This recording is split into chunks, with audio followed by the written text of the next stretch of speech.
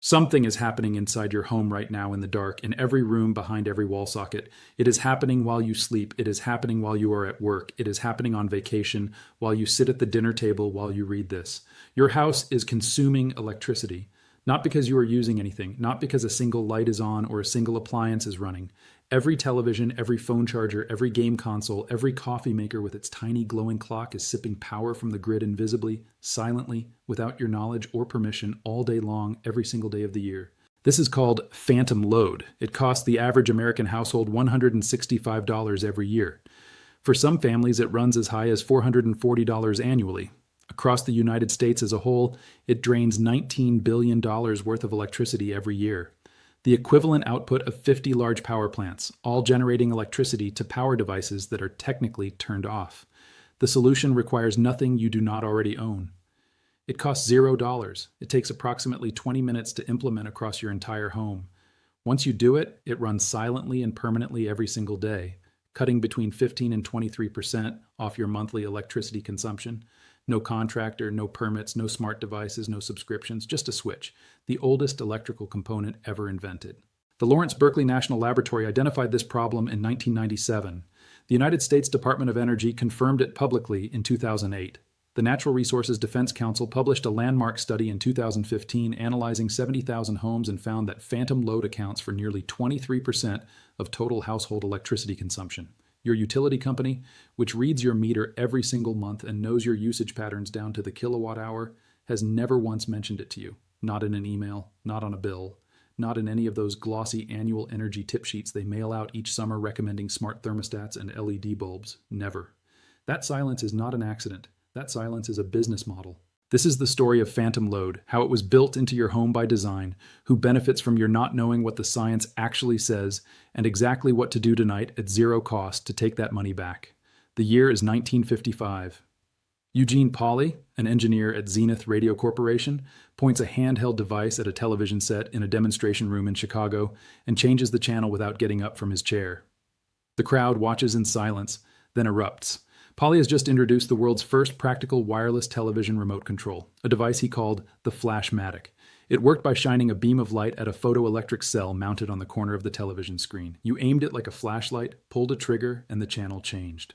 It was also the beginning of something nobody fully understood at the time, because to receive a wireless signal, the device on the receiving end must always be listening. It cannot be truly off. It must be partly on, alert, waiting, drawing power continuously.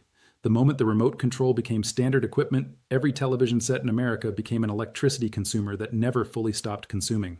In the decades that followed, as remote controls spread from televisions to video recorders in the 1980s, to cable boxes and disc players and stereo receivers, to every device that could be turned on from across a room, the always-on architecture spread with them.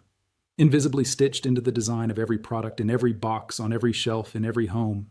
By the late 1980s, 2/3 of American households had at least one remote control device.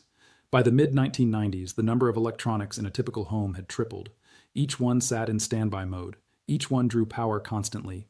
Each one registered on the utility meter turning quietly outside the house, adding fractions of cents to the bill around the clock, 365 days a year. Alan Meyer, a staff scientist at the Lawrence Berkeley National Laboratory in California, was one of the first researchers to take the full scope of this problem seriously. In the mid-1990s, Meyer and his team began measuring what they called leaking electricity, power consumed by household devices when they were not performing their primary function. What they found was striking. A television in standby mode could draw anywhere from 1 to 15 watts depending on its age and design. A video recorder with its clock blinking drew between 5 and 20 watts. A cable box drew up to 30 watts all night every night whether or not anyone was home. A desktop computer left in sleep mode consumed 15 to 45 watts. These numbers sound small in isolation. Multiply them by the 65 devices the average household had plugged in by the late 1990s, and you were talking about 100, 150, sometimes 200 watts of constant background draw 24 hours a day, 7 days a week for the entire year. Meyer published his initial findings in 1997. The estimate was that standby power alone accounted for approximately 5% of total residential electricity consumption in America. By the time the next study was published, that number had doubled to 10%. In 1999, the International Energy Agency launched what became known as the 1 Watt Initiative, a global coordination effort to pressure electronics manufacturers into designing devices that consume no more than 1 watt of power in standby mode. Japan moved first. Australia and South Korea followed.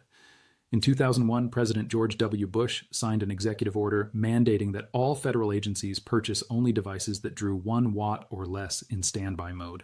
The European Union codified it into regulation in 2010. None of this was ever explained to you on your electricity bill. The International Energy Agency's own documents from that period described standby losses as representing a significant fraction of total world electricity use. That is not a niche finding published in an obscure academic journal. That is a conclusion reached by the international body that coordinates energy policy for 38 of the world's largest economies. They knew, governments knew, utilities knew, electronics manufacturers knew, because they were the ones building the standby circuits into every device they sold. And not one of them saw fit to put a single sentence about it on your monthly bill. The reason is not complicated. Your utility company sells you electricity. Every kilowatt hour you consume generates revenue. A utility's business model is built on the assumption of a certain baseline level of consumption. Phantom load is not a bug in that model. It is a feature. It guarantees a floor of electricity demand that no behavioral change, no conservation effort, and no conscious decision on your part can eliminate unless you first know it is there. The electronics industry had its own reasons for maintaining the status quo. By the 1990s, the competitive battlefield in consumer electronics was speed. Which television could turn on faster? Which cable box could respond to a remote click more instantly? The answer to both questions was always more standby power. Engineers were not designing products to be efficient at rest. They were designing them to perform on startup, and the energy consumed in between was treated as an irrelevant rounding error. The consumer paid that error every month without knowing it existed. The Natural Resources Defense Council study, published in 2015, remains the most comprehensive analysis of phantom load ever conducted at a residential scale. Researchers partnered with Home Energy Analytics and a Stanford University Sustainable Systems Laboratory to examine data from 70,000 homes using utility smart meters combined with in-person energy audits at a sample of 10 homes. What they found reset every prior estimate. The average home in their study had 65 devices plugged in at any given time. Of those, roughly 2/3 drew more than 1 watt of power in idle mode. The total always-on background load averaged 164 watts per home, the equivalent of running electricity through a coffee machine continuously all day long without making a single cup of coffee. In practical terms, always-on devices represented nearly 23% of total household electricity consumption across the 70,000 homes studied. At the national average electricity rate, that translates to approximately $165 per household per year in electricity paid for devices that are not being used. Under some utilities' top-tier pricing structures, the number climbs to $440 annually. The report identified the worst offenders with precision. A water recirculation pump left always on could cost up to $93 a year. A desktop computer in sleep mode up to $49. A television in standby up to $38. A cable set-top box recording programs around the clock up to $30. An audio receiver sitting idle up to $22. A printer plugged in but never printing up to $11. Add those figures together for a single household, and you approach $250 annually, and that accounts for only the 7 most common high-drain devices. The remaining 58 plugged-in items are still contributing to the total. The Natural Resources Defense Council researchers made a calculation that deserves to be read in every home in America.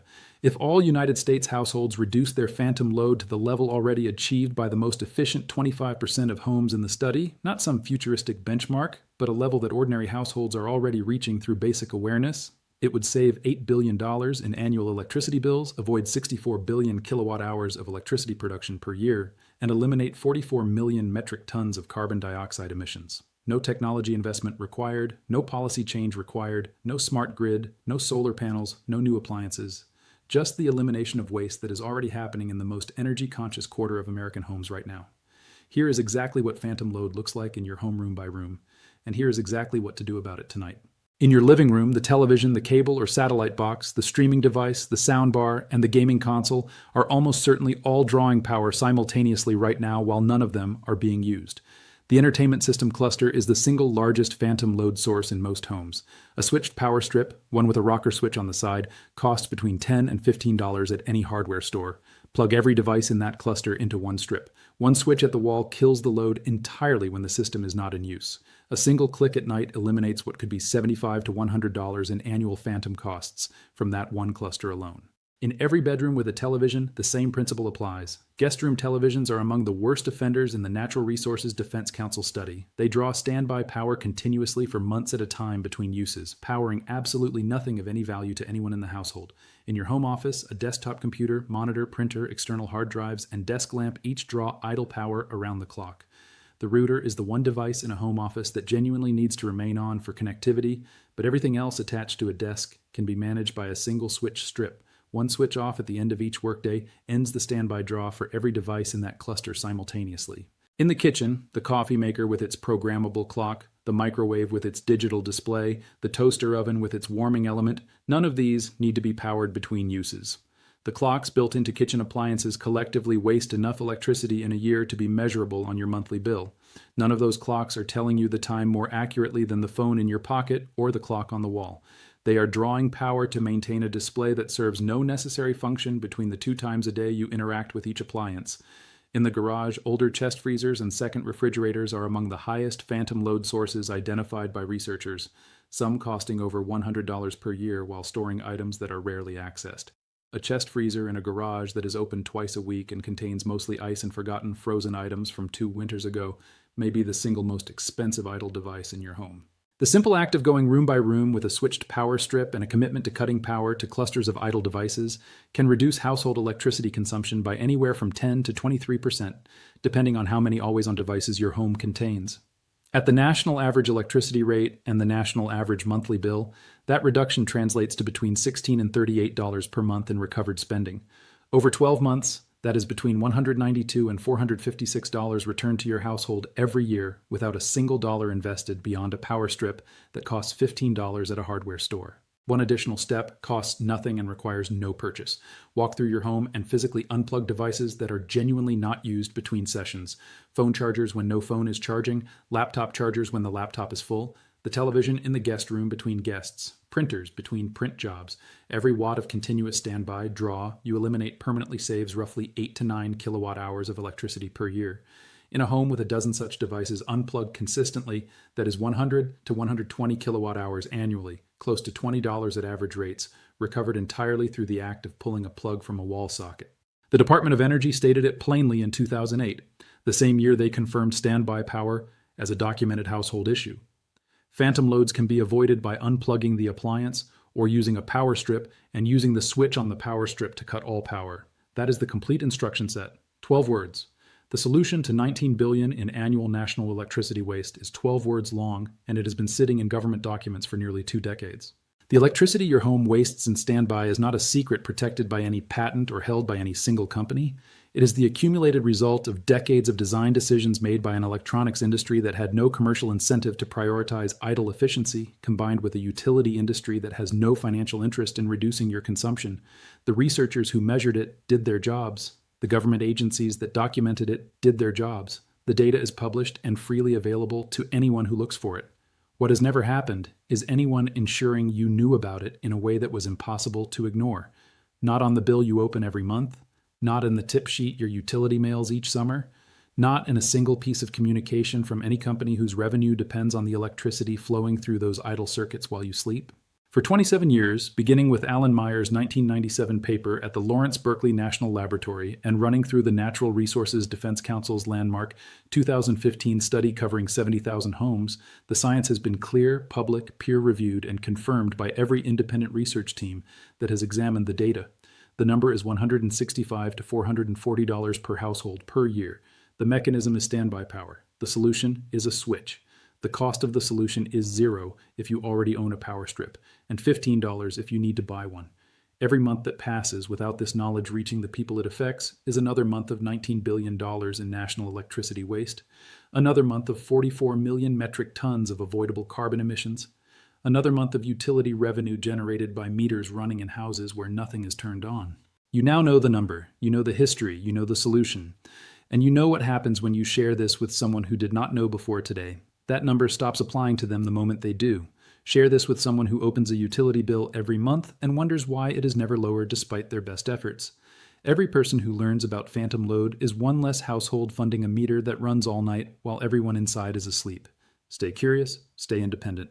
The next vault opens soon, and what is inside costs them even more than this one did.